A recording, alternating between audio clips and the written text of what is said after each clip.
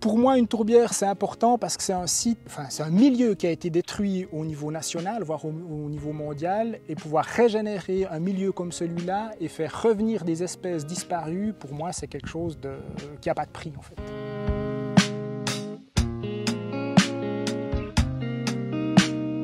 Ici, nous nous trouvons au Pont de Martel, la tourbière du Marais Rouge, et en fait, c'est une tourbière d'importance nationale.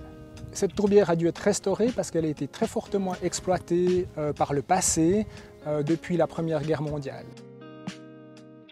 La revitalisation d'une tourbière, l'objectif principal est de conserver l'eau dans la tourbière. Donc on construit des aménagements, digues, comblements de fossés de drainage pour conserver l'eau dans la tourbière. Alors les objectifs de restauration d'une tourbière sont de diminuer les émissions de CO2, voire de les bloquer.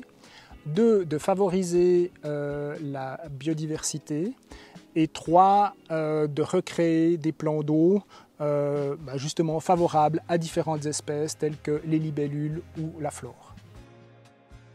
A priori, les gens qui se baladent sur ce sentier didactique à l'heure actuelle sont contents de voir cette revitalisation, sont contents de voir des nouveaux plans d'eau, sont contents de voir des libellules voler.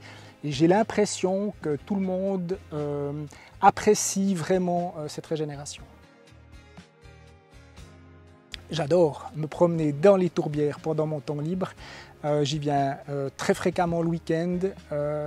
En 20 ans, je ne me suis jamais lassé des tourbières.